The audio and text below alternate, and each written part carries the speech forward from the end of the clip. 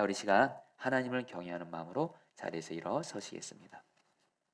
하나님이 오늘 우리에게 주는 하나님의 말씀은 마가복음 10장 여러분이 2절에서 12절까지 말씀입니다. 바리새인들이 예수께 나와 그를 시험하여 묻되 사람이 아내를 버리는 것이 옳으니이까? 대답하여 이르시되 모세가 어떻게 너희에게 명하였느냐? 이르되 모세는 이혼 증서를 써주어 버리기를 허락하였나이다. 예수께서 그들에게 이르시되 너희 마음이 완악함으로 말미암아 이 명령을 기록하였거니와 창조 때로부터 사람을 남자와 여자로 지으셨으니 이러므로 사람이 그 부모를 떠나서 그 둘이 한 몸이 될지니라. 이러한즉 이제 둘이 아니요 한 몸이니 그러므로 하나님이 짝지어 주신 것을 사람이 나누지 못할지니라 하시더라. 집에서 제자들이 다시 이 일을 물으니 이르시되 누구든지 그 아내를 버리고 다른 데에 장가드는 자는 본처에게 간음을 행함이요 또 아내가 남편을 버리고 다른 데로 시집가면 간음을 행함이니라. 아멘. 하나님의 말씀입니다. 자리에 앉으시겠습니다.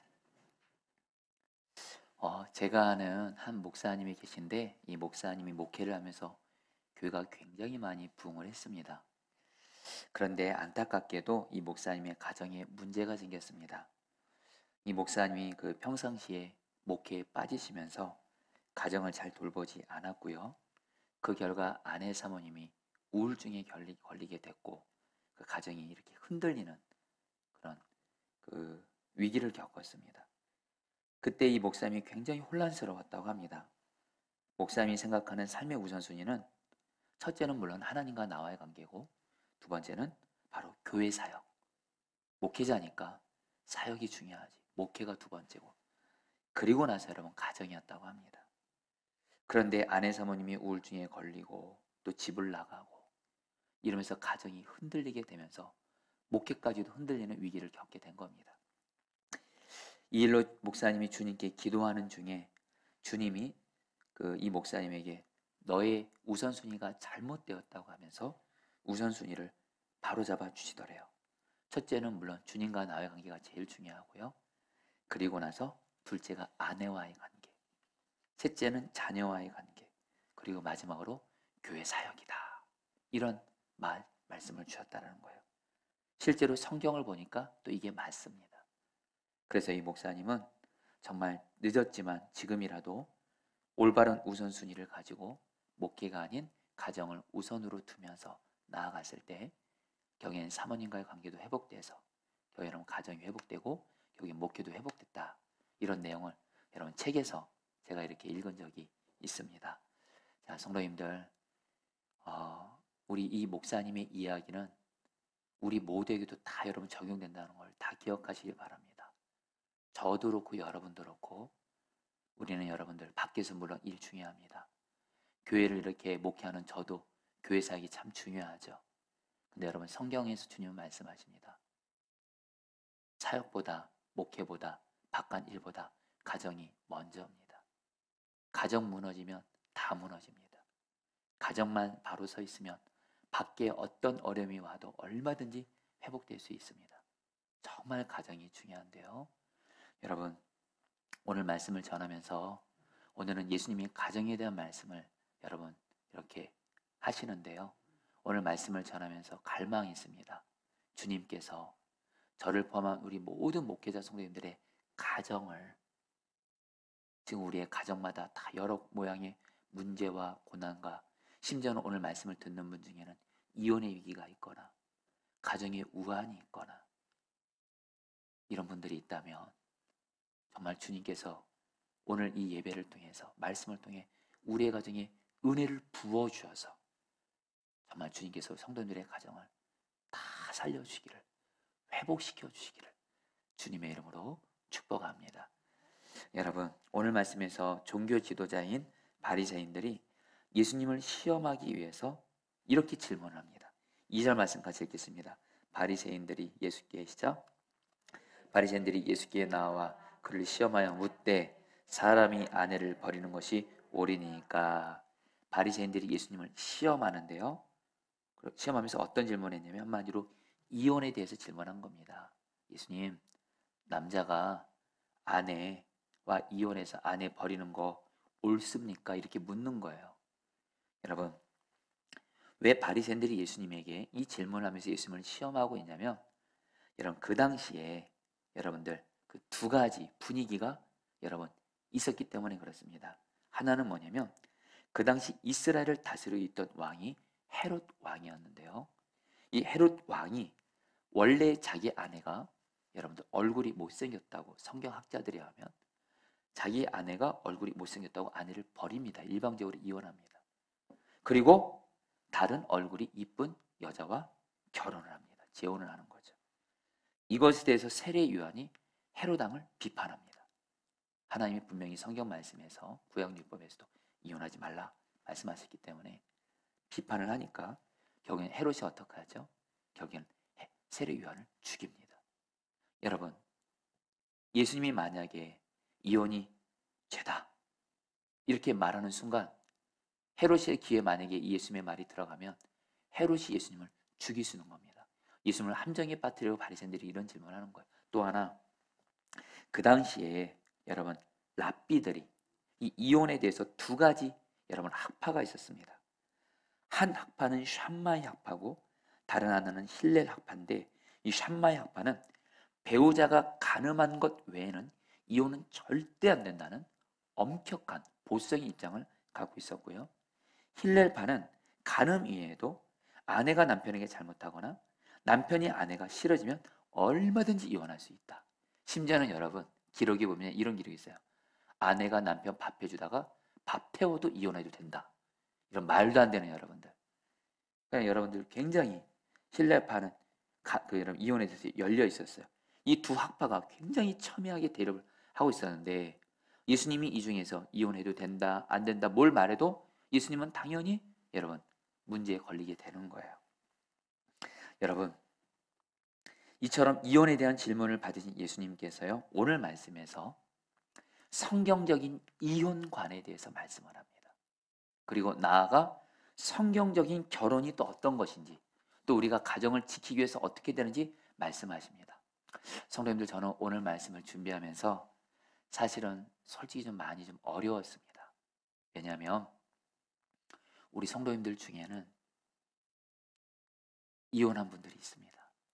이혼의 아픔이 있는 분들이 있어요. 그리고 또 우리 성도님들 중에는 비록 이혼은 안 했지만 지금 내 배우자가 해도 너무해요.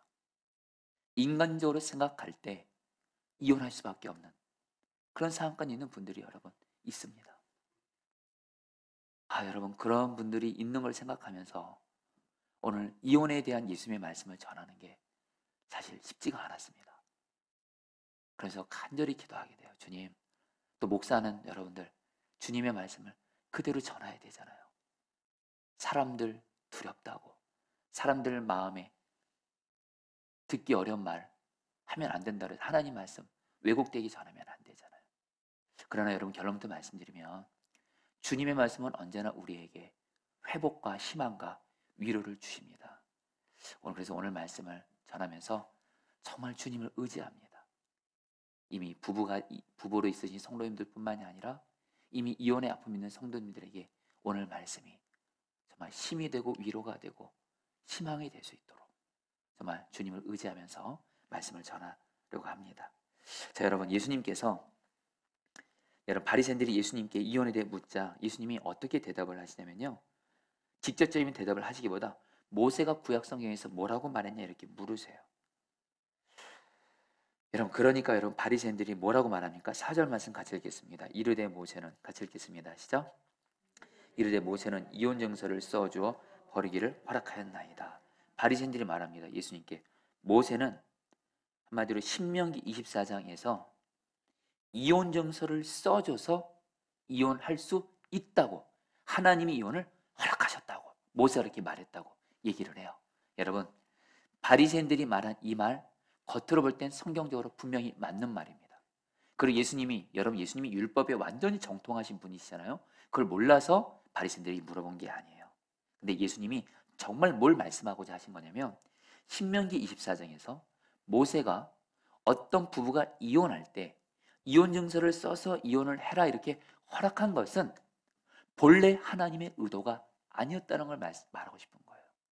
무슨 말씀이냐면요, 여러분 그 당시에 하나님이 모세를 통해서 이혼 증서를 써서 이혼을 허락해라 이렇게 이 율법을 주기 전에 유대인들 사이에서, 이스라엘 사람들 사이에서 남자들이 무슨 짓을 행했냐면 결혼하고 나서 자기 아내를, 여러분들, 마음에 안 든다고 너무 쉽게 이혼해 버리는 거예요. 아내를 쉽게 버리는 거예요. 그럼 그 당시 여러분, 여자들은 남편에게 버림받으면 살 길이 없습니다.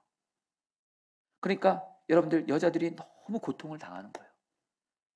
그리고 또 자기 아내를 버렸어요. 또 자기 마음에 또 들면, 또 마음이 또 바뀌면 또 아내를 또 데리고 와요. 또 같이 살고. 그러니까 완전히 여자의 인권을 마음대로 유린하는 겁니다. 그러니까 하나님께서 이 사람들의 이 완악함 때문에 이혼 증서를 쓰게 한 거예요. 이혼 증서를 쓰게 되면 여러분 어떻게 되죠? 이혼 증서 쓰게 되면요, 이제 여러분 상대방과 결합할 수 없어요. 내가 이혼한 여자 다시 데려올 수 없어요. 그러니까 여러분 어떤 일이 생겨요? 사람들이 이혼 증서를 쓰게 되면 여러분들, 자기가 버리게 될 아내랑 다시 결합도 못하고, 그러니까 이혼을 신중하게 생각하게 되면서 이혼을 안 하게 되는 거예요.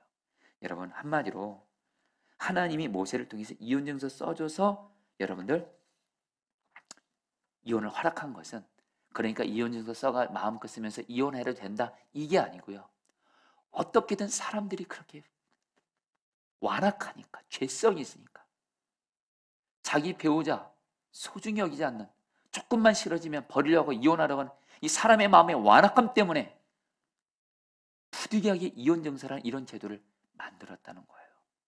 그러면서 하나님이 오늘 먼저 예수님이 이 말씀을 통해서 우리 주신 메시지는 뭐예요? 성도님들, 이혼 신중하게 생각해야 된다는 거예요. 절대로 이혼을 쉽게 생각하고, 그리고 내 마음에 지금 내 배우자가 마음에 안 들고 그런다고 해서 오늘 예수님은 그게 다 우리의 마음의 완악함이라면, 여러분, 마음의 완악함이란 의미가 뭐냐면 하나님의 뜻을 내 마음이 순종하기 싫어서 거스리는 거예요. 실제로 하나님은 성경에서 이혼하지 말라고 말씀하셨어요. 근데 내 마음이, 내 배우자가 싫어요. 싫어졌어요. 그래도 말입니다, 하나님의 말씀대로 순종하는 부드러운 마음으로 이혼하지 말아야 되는데 사람의 마음은 완악한지라 하나님의 뜻을 알고도 그냥 여러분 이혼을 쉽게 해버리니. 그래서 오늘 말씀을 통해서 주님 우리에게 준 첫 번째 메시지는 뭐냐면요, 가정을 지키기 위해서 이혼을 정말로 신중하게 생각하면서 이혼을 하지 않도록 힘쓰라는 거예요. 그러면서 우리 성도님들, 그리고 나서 예수님께서 이혼은 하나님이 처음부터 의도한 것이 아니고 사람의 마음이 완악하기 때문에 아까 이혼 증서를 쓰게 되는 이런 안타까운 일이 생겼다고 하면서 진짜 중요한 결혼에 대한 하나님의 창조 계획을 말씀하십니다. 예수님이 창세기 2장 말씀을 근거로 6절부터 9절까지 이렇게 말씀하십니다. 여러분, 이 말씀은 특별히 여러분 지금 가정을 이루고 계신 분들, 그리고 앞으로 내 자녀들이 만약에 가정을 이루게 되면 이 말씀은 반드시 마음에 새기시고 이 말씀대로 살게 하셔야 돼요. 여러분 6절부터 9절까지 말씀 읽겠습니다. 창조 때부터 시작. 창조 때로부터 사람을 남자와 여자로 지으셨으니 이러므로 사람이 그 부모를 떠나서 그 둘이 한 몸이 될지니라. 이러한즉 이제 둘이 아니요 한 몸이니 그러므로 하나님이 짝지어 주신 것을 사람이 나누지 못할지니라 하시더라.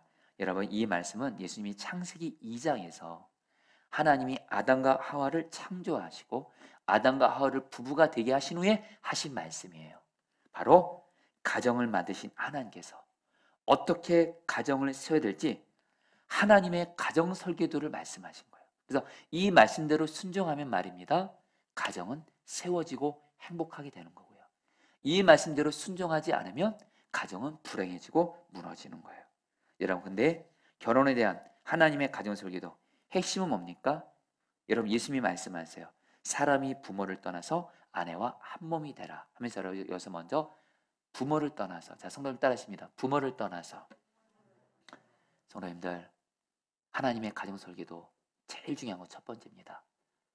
가정의 중심은 부모 아닙니다. 자식 아닙니다. 그 누구도 아닙니다.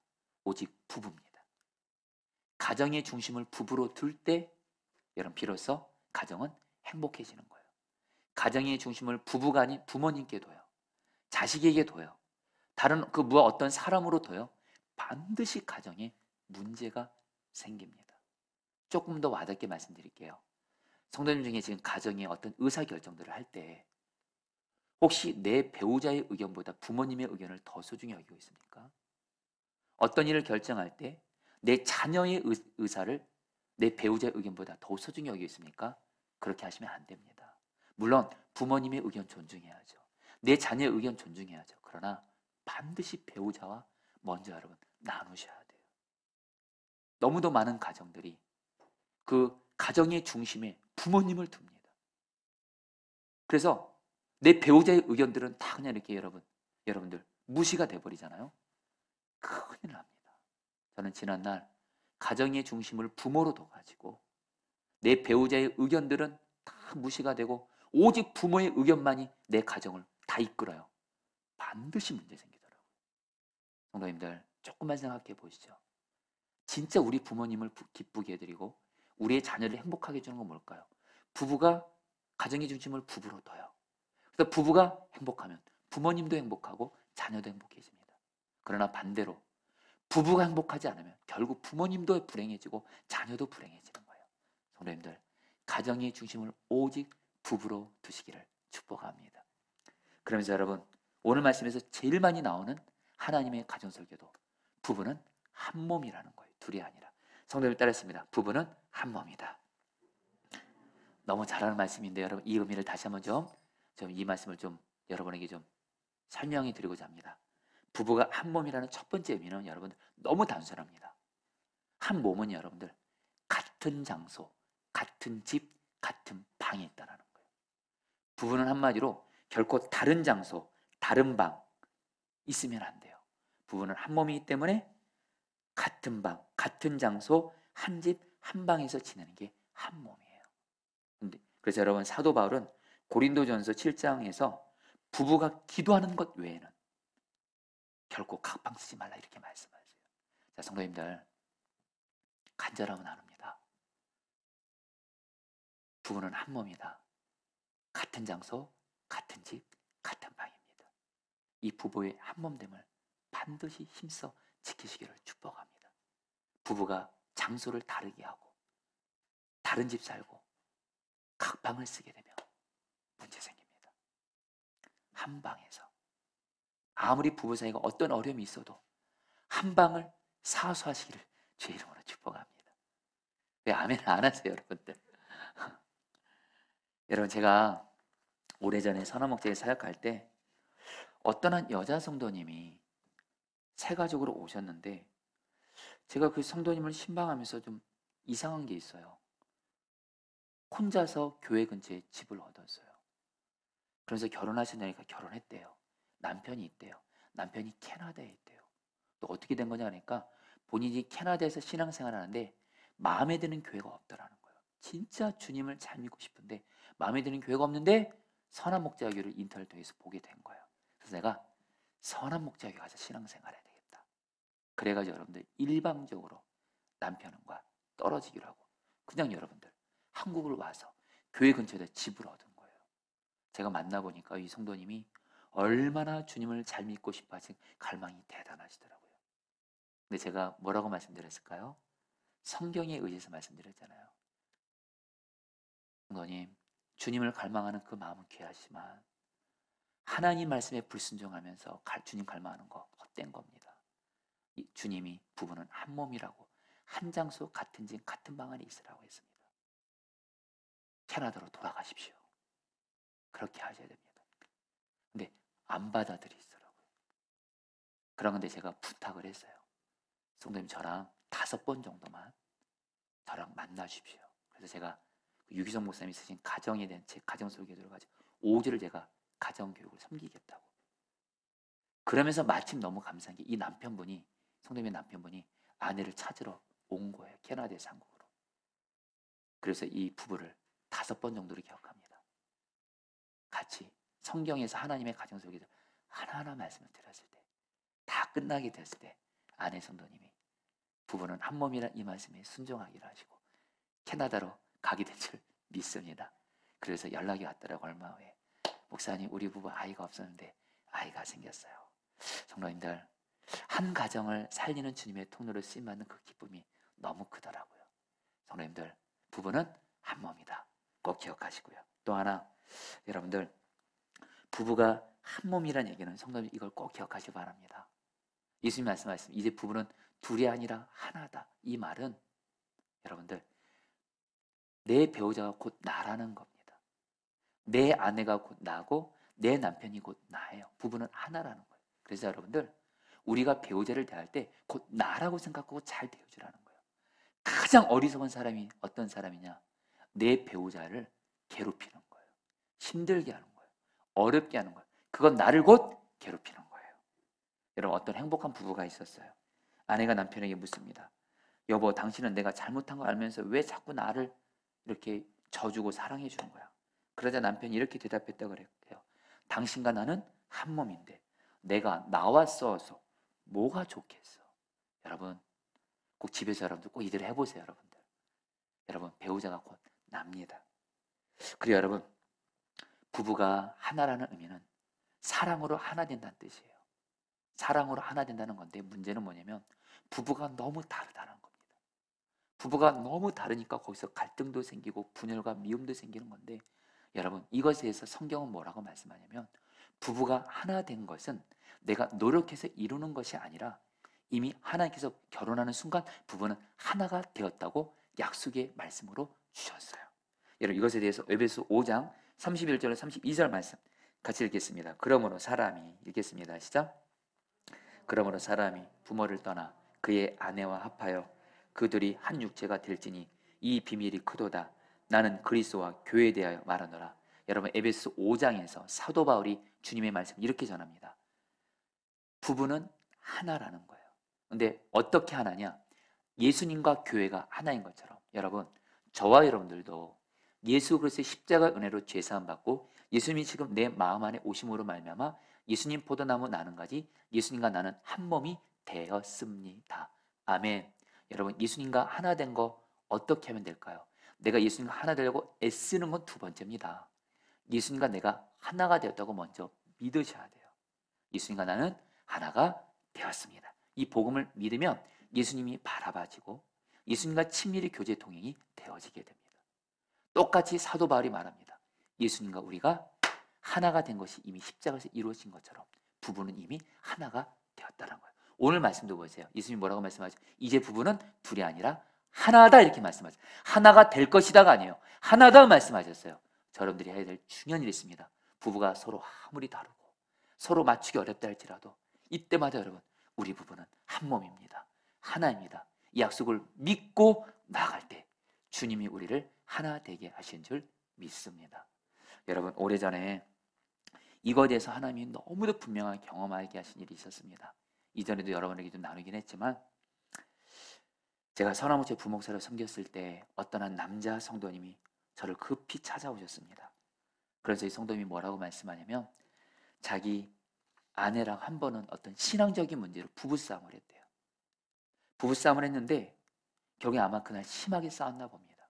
그리고 그 다음날 이 남편 성도님이 직장 갔다 왔는데 아내 성도님이 아이들을 데리고 집을 나가버린 거예요. 아내와 아이들이 어디 있는지를 몰라요. 하루아침에 이 남자 성도님은 여러분, 가정이 여러분 무너지게 된 겁니다. 그래서 급하게 저를 찾아와서, 목사님, 어떡해요? 아내와 아이들이 집 나갔고 어디 있는지를 모르고. 그때 이 성도님을 위해서 기도할 때 주님이 주셨던 약속의 말씀이 바로 오늘 말씀입니다. 부부는 한 몸이다. 이제 둘이 아니라 하나다. 부부는 같은 장소 같은 공간에서 한 집에서 한 몸이고 사랑으로 하나다. 이 말씀을 주시더라고요. 그래서 이 말씀을 붙들고 성도님과 함께 그 옆에 또 마침 또 속장님도 같이 오셨어요. 우리 마침 다음 주간 교회에서 부흥회가 한 주간 동안 진행되는데, 우리 정말 이 성도님의 그 부부가 한 몸 되기를 믿음으로 이 말씀 붙들고 기도하자. 그래서 정말로 그 다음 주간에 진행되는 부흥회 때마다 함께하면서 이 성도님의 부부가 한 몸 되는 약속이 이루어지도록 기도를 했습니다. 그리고 나서 부흥회가 끝나고 나서 지금도 기억합니다. 예배당에서 그 남자 성도님이 저를 찾아오시는데 아이들 3명을 데리고 오더라고요. 그래서 뭐라고 말씀하시냐면, 목사님, 아내에게 연락이 왔다라는 거예요. 근데 아내가 뭐라고 말하냐면 나는 당신과 살 생각 없으니까 아이들은 당신이 키우라고 하면서 아이들 셋만 보낸 거예요. 여러분 물론 아내에게 연락도 왔고 아이들도 돌아왔으니까 나아진 것 같지만 제가 그때 여러분들 그때 예배당에 있었거든요. 그 아이들 3명이 어렸습니다. 그 아이들 3명이 필요한 아빠에게 왔어요. 근데 이 아이들에게 엄마의 빈자리로 인한 그 아이들의 눈가에 두려움, 슬픔, 그걸 봤습니다. 그때 정말 주님이 이렇게 기도하게 하셨어요. 주님, 이 가정만 한 번 될 수만 있다면 생명을 드리겠습니다. 이 아이들에게는 엄마가 필요합니다. 이 성도님에게는 아내가 필요합니다. 보내주십시오. 그렇게 기도를 하고 같이 정말 눈물로 정말 기도를 했는데 한 달 정도 시간이 지났나요? 일부 예배 때 안내를 쓰는데 이 남자 성도님이 어떤 여자분을 데려오시는 거예요. 당신의 아내라는 거예요. 아내가 연락이 왔고 아내가 가정으로 돌아왔고 결국엔 그 가정이 완전히 회복이 돼서 제가 그 가정을 신방갔을 때 그 가정은 천국이 됐어요. 그때 그 어린 아이들의 눈가에 엄마가 이제 있거든요. 아빠가 있거든요. 아이들이 너무 행복해 하더라고요. 그리고 지금 그 가정은 제가 아는 가정들 중에서 선한목교에서 가장 천국 같은 가정이 되었습니다. 그때 제가 주님께 이 고백을 저도 모르겠어요. 주님, 이 가정을 살려주셨으니 생명을 드리면서 기도했잖아요. 가정이 살아난 거 보니까 생명 들어도 아깝지 않아요. 이제 저 데려가도 좋습니다. 이런 기도가 나오더라고요. 그때 깨달은 게 있어요. 가정은 생명을 걸 만한 가치가 있는 것이에요. 성도님들, 부부는 한 몸이다. 이게 복음입니다. 가정에 있어서. 이 복음 붙들고 믿음으로 나가시기를 축복합니다. 그러면서 여러분들 오늘 말씀에서 마지막으로 예수님의 제자들이 이혼이 매우 중요한 주제였기 때문에 집에 와서 예수님에게 다시 이혼에 대해 물으니까 예수님이 11절 12절에서 이렇게 대답을 하십니다. 같이 읽겠습니다. 이르시되 누구든지 시작.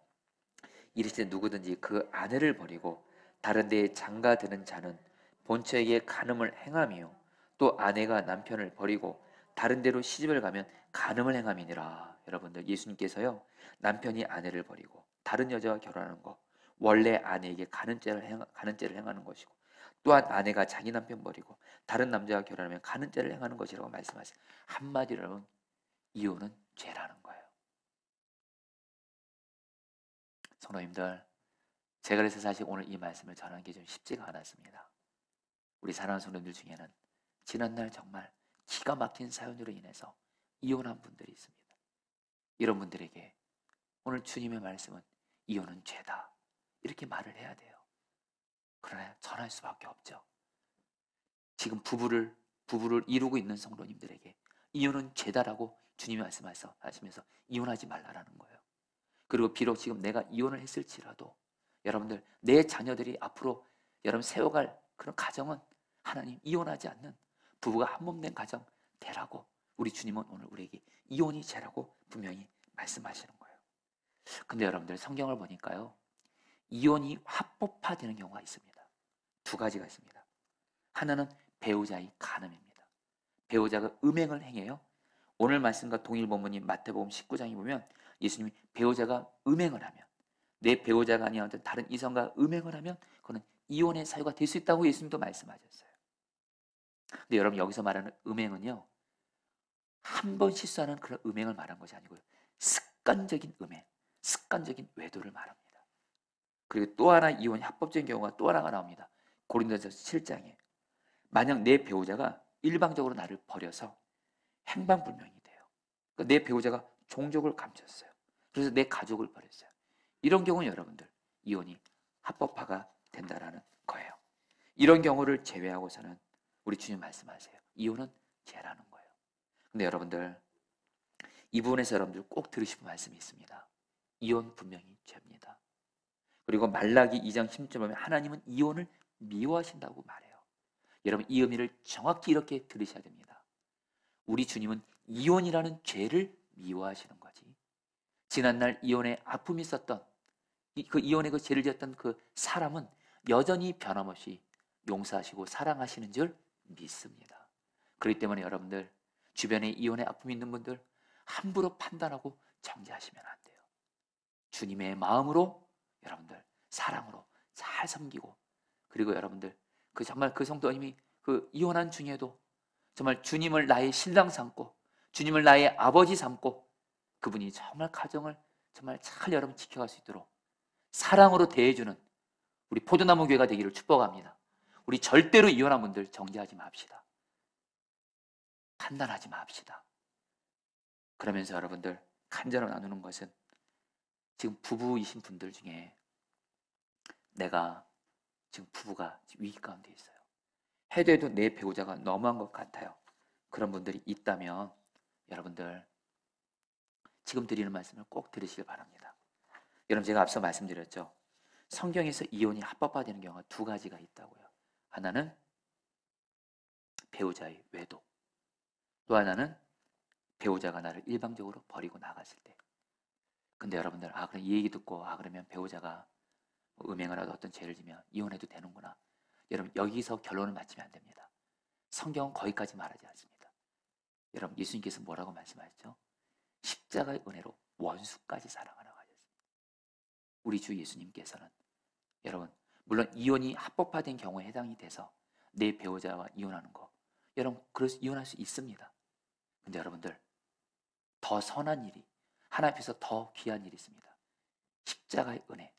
주님이 십자가 은혜로 죄의 막이 종료했다는 원수인 나도 용서하고 사랑하신 것처럼 내 배우자, 어쨌든 나에게 너무하고 나에게 죄를 지었다 할지라도 예수님의 십자가의 은혜로 배우자를 끝까지 용서하고 사랑하면서 가정을 지키는 것이 십자가 복음의 근거 위에서 주님 앞에서 가장 선한 일인 줄 믿습니다.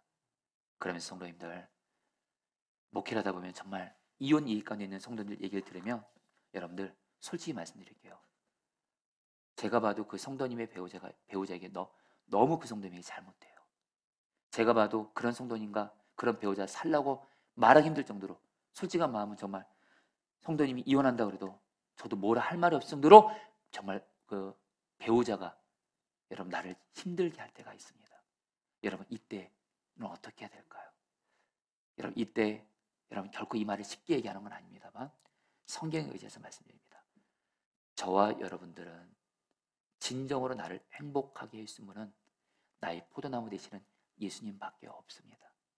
나는 예수님을 나의 남편, 나의 아내, 예수님을 나의 신랑으로 삼는 거예요. 예수님으로 나는 행복을 누리는 겁니다. 예수님과 친밀히 관계 갖는 것 같아요. 배우자에게 행복 요구하지 않아요. 성도님들 조금만 생각해 보세요. 자, 우리 이 자리에서 교회에서 온라인으로 예배드린 성도님들, 여러분의 배우자가 아무리 좋다 할지라도 여러분에게 행복의 근원이 되시던가요? 아니잖아요, 여러분들. 다 우리의 배우자들도 가집니다. 가진 우리에게 유일한 생명, 기쁨, 평안을 주시는 분은 오직 유일한 포도나무이신 예수님 한 분밖에 없습니다. 나는 예수님과 친밀히 교제하며 예수님으로 행복한 자가 돼요. 비록 내 배우자가 나를 힘들게 어렵게 할지라도 예수님이 주시는 은혜로 행복을 누리면서, 그러면서 배우자를 끝까지 용서하고 사랑하시면서 가정을 지켜요. 그런 자는 여러분들 정말 나중에 주님 앞에 섰을 때 칭찬받게 될 줄 믿습니다. 이제 여러분 이 이야기라고 말씀을 마칠까 합니다. 열린교회 김남주 목사님이 쓴 가족이라는 책에 나오는 이야기입니다. 한 번은 목사님이 새벽 기도를 나왔는데 한 여자 성도님이 목사님에게 안수 기도를 해달라고 하는 거예요. 근데 안수 기도 제목이 뭐냐면 나 이혼하게 해주세요, 이런 기도를 하는 거예요. 차마 목사님이 여러분 성경 말씀에 반해서 이 성도님이 이혼하게 해달라고 기도를 못 하겠는 거예요. 대신 성도님의 영혼을 위해서 간절하게 기도해 드리고 나서 성도님에게 왜 이혼하게 해달라는 기도 제목을 주셨는지 물어보니까 참 이 성도님의 남편이 이 아내 성도님에게 해도 해도 너무 힘들게 하는 거예요. 하루가 멀다 하고 술을 마시고 와서는 집안 물건들을 던지며 횡패를 부려요. 그리고 그 남편분은 아내를 조금도 소중히 여기지 않아요. 거의 매일 폭언을 퍼붓고 멸시해요. 이런 생활을 무려 여러분 수십 년간 지속된 거예요. 여러분, 목사님도, 김남주 목사님도 그 여자 성도의 말을 듣고 내가 아내라도 그런 남편과 살고 싶지 않더래요. 진짜 이혼하고 싶다는 마음이 들더래요. 근데 여러분들 이럴 때 여러분 목사의 고민이 있어요. 성도님, 그래요, 너무하군요. 이혼하세요, 여러분. 이러면 쉽죠, 근데 여러분들. 근데 이 목사님도 이 성도님을 주님께 맡기는 거예요. 근데 이 성도님이 감사하게 새벽마다 남편으로 인한 고통으로 인해 새벽마다 하나님께 기도합니다. 하나님만은 내 마음을 알아주니까. 그러면서 새벽에 주님을 만나게 돼요. 주님의 은혜를 경험하게 돼요. 그래서 주님이 그런 마음을 주세요. 너의 남편은 너를 행복하게 해주소서. 원래 그런 거예요. 근데 나는 너에게 진정한 행복을 주는 너의 유일한 신랑 남편이 바로 나야. 하면서 이 성도님의 그 아프고 힘든 마음을 위로해 주시면서 은혜를 주면서 행복하게 해주시더라는 거예요. 그런 가운데 얼마 지나고 나서 이 성도님의 남편분이 뇌졸중에 와서 반신불수가 되어버린 겁니다. 인간적으로 생각할 때 그동안 자기를 수십 년간 괴롭힌 남편에게 복수할 절호의 기회가 온 거예요. 이 성도님은 얼마든지 남편 버리고 갈 수 있어요. 남편 못 쫓아와요. 근데 하나님이 이 성도님에게 그런 마음을 주더래요. 너도 한때 죄의 마귀로 해서 영적으로 반신불수이지 않았냐. 그런 너를 내가 나의 십자가 사랑으로 용서하고 내가 너를 품어준 것처럼 너의 남편 반신불수 불쌍히 여기고 나의 십자가 사랑으로 섬기라. 그리고 너는 너의 남편에게서 행복하지 말고 내가 너를 행복하게 해줄게. 이 아내 성도님이 이 말씀에 결단합니다. 그리고 나서 남편 성도님이 불쌍하게 보이는 거예요. 그리고 남편과 헤어지지 않고 한몸됨을 지키면서 이혼하지 않고 남편을 간병하기 시작하는데, 목사님이 한 번은 성도님 집에 신방 가는데 너무 감동적인 장면을 본 거예요. 이 아내 성도님이 자기 남편이 얼굴이 마비가 와 있거든요. 침까지 질질 흘리는 남편의 볼에 그 여자 성도님이 자기의 얼굴을 부비면서 목사님이 이렇게 말했대요. 목사님, 저는 이 사람이 너무 사랑스러워요. 순간 목사님이 마음속으로 눈물을 흘리면서 이렇게 고백하셨다고 합니다. 사람에게 어떤 상처가 아무리 크다 할지라도 주님의 은혜는 모든 것을 이길 수 있구나. 할렐루야. 자, 성도님들, 이제 말씀을 마칩니다. 여러분들, 우리 가정의 주인이 예수님이십니다. 예수님은 우리 가정의 어떤 아픔, 상처, 슬픔, 위기 다 회복시킬 수 있는 분이십니다. 그 예수님 바라보면서 우리 찬양하시면서 주여 우리 가정을 회복시키소서 기도하도록 하겠습니다. 사철의 본반은 불어있고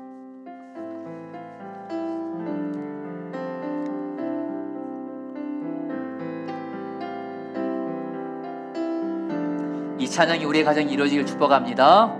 사철의 봄바람 불어있고 하나님 아버지 모셨으니 믿음의 반석도 든든하다.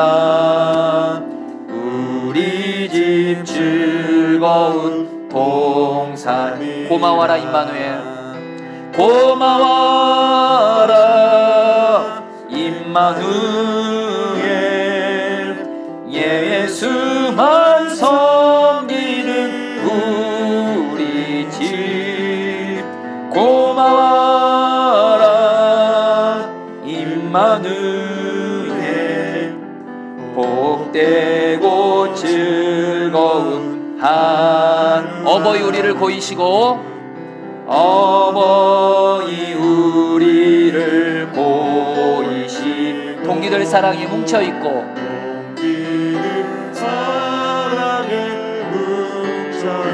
기쁨과 서름도 같이 하니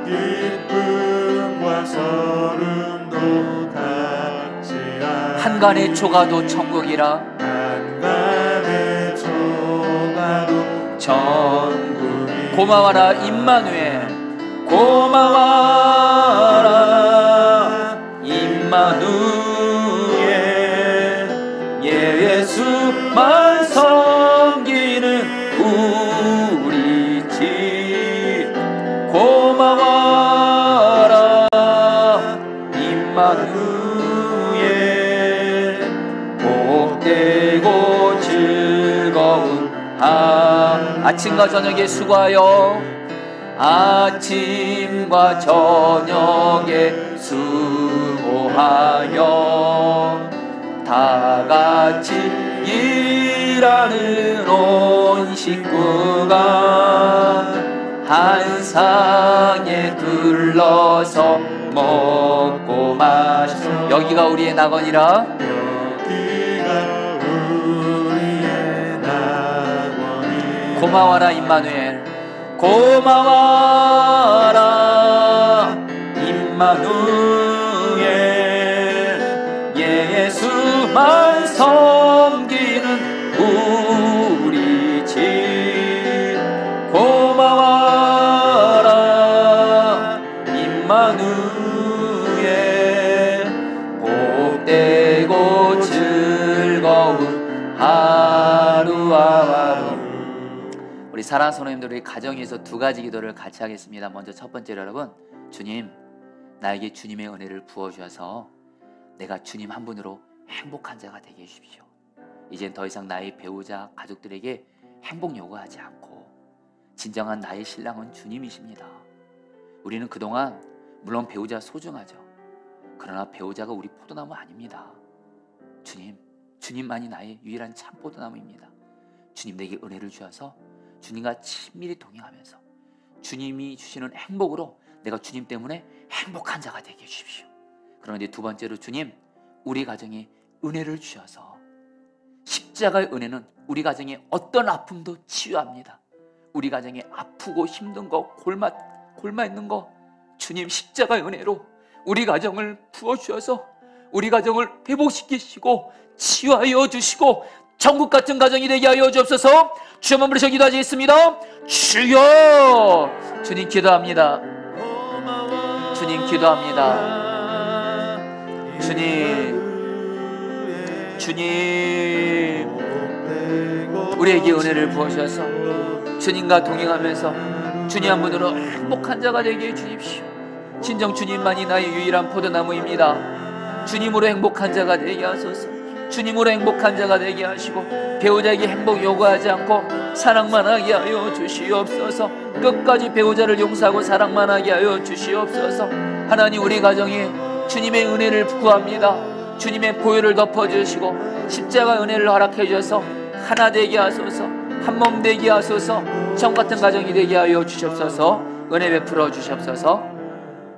여러분, 시간에 기도할 때 여러분, 우리 대선 위해서는 기도하겠습니다. 하나님, 이번 3월 9일 날 대선 앞두고 반드시 하나님의 뜻에 따라 대통령이 세워지게 하셔서 우리 대한민국 국민들이 평안하게 해주십시오. 두 번째로, 우크라이나 가운데 지금 사랑하는 가족들이 죽고 헤어지는 이 아픔과 지옥 가운데 있는 우크라이나를 불쌍히 여겨주시고 하나님, 전쟁이 속히 막아지게 하여 주시옵소서. 우리 다시 함께 기도하시겠습니다. 오 주님, 기도합니다. 하나님, 대선을 위해서 기도합니다. 정말 하나님, 대통령이 누가 세워지나에 따라서 교회와 국민들이 평안할 수 있고 어려움을 당할 수가 있습니다. 하나님, 정말 하나님, 주님의 뜻을 따라서 하나님을 두려워하고 정말 국민들을 위하는, 국민들을 하나 되게 하는 그런 대통령이 꼭 세워지게 하여 주시옵소서. 하나님, 우크라이나 땅에 지금 전쟁이 참혹한 가운데 일어나고 있습니다. 사랑하는 내 가족들과 헤어지고 죽는 일들을 보게 되는 고통과 눈물 가운데 있습니다. 우크라이나 땅을 불쌍히 여주시고 전쟁으로부터 막아주시고 보호하여 주시옵소서. 오 주여, 은혜 베풀어 주시옵소서. 주님, 우리의 가정의 주인이 되시는 주님, 오늘 가정에 대한 주님의 말씀을 전했습니다. 오늘 말씀을 전하면서 하나님, 우리 성도님들 중에 물론 가정이 행복한 분들도 있지만 행복한 분들보다는 가정이 너무 많이 힘들고 아프고 상처가 있고 이혼의 아픔이 있고, 사실 그런 성도들이 많기에 정말 오늘 말씀을 전하면서 너무도 간절하게 기도하게 됩니다. 우리 가정의 주인이 되시는 주님, 주님의 은혜를 부어주셔서 우리 포도나무교회 모든 목회자 성도들 먼저 주님 때문에 행복한 자 되게 해주십시오. 주님만이 우리를 행복하게 할 수 있습니다. 우리는 분명히 지난 날 경험을 통해서도 압니다. 내 배우자는 나를 행복하게 못해줍니다. 내 가족 그 누구도 나를 행복하게 못해줍니다. 오직 주님만이 내 마음을 알고 나를 행복하게 할 수 있는 유일한 나의 포도나무가 되시오니 우리 포도나무의 모든 목회자 성도님들은 내 안에 계신 주 예수님과 연합되어 친밀히 교제하고 동행함으로, 늘 기도와 말씀을 통해서 주님과 친밀히 동행함으로 주님 때문에 행복한 자가 되도록 은혜를 부어 주시옵소서. 그리고 주님 때문에 행복한 자가 되어 내 배우자, 내 가족이 비록 나를 힘들게 하고 어렵게 할지라도 그가 나를 행복하게 해주지 않아도 나는 주님이 계시니 괜찮다 생각하며 배우자를 오직, 가족들을 오직 주님의 십자가 사랑으로 용서하고 사랑만 함으로 말미암아 가정을 지킬 수 있도록 은혜를 베풀어 주시옵소서. 기도합니다. 부부는 한 몸이라 하셨습니다. 기도합니다. 하나님, 우리 포도나무의 모든 목회자 성도님들 다 약속의 말씀 따라 부부가 서로 아무리 다르고 지금 부부 사이가 아무리 언짢다 할지라도 부부가 예수 안에서 한 몸이 되었음을 믿고 선포합니다. 이루어 주십시오. 그리고 하나님, 우리 성도님들 중에는 이혼의 아픔이 있는 분들이 있습니다. 너무너무 힘들어서, 너무 기가 막힌 사연이 있어서 하나님 이혼한 분들이 있습니다. 주여, 이혼의 아픔이 있는 우리 성도님들의 마음도 만져주시고 회복시켜 주시고 꼭 주님께서 그 성도님 가정에 하나님 가장이 되어주시고 남편이요 아내가 되어주시고 그리고 하나님, 그래서 정말 그 가정을 하나님이 든든하게 지켜주시옵소서. 그리고 하나님, 우리의 자녀들을 위해서 기도합니다. 우리의 자녀들은 반드시 하나님 기도합니다. 우리의 자녀들은 가정을 이루는 데 있어서 절대로 아픔 겪지 말게 해주십시오. 반드시 한 몸된 예수님의 왕된 천국 같은 가정 반드시 이룰 수 있도록 주여 우리의 생명을 드리며 기도하오니 응답하여 주시옵소서.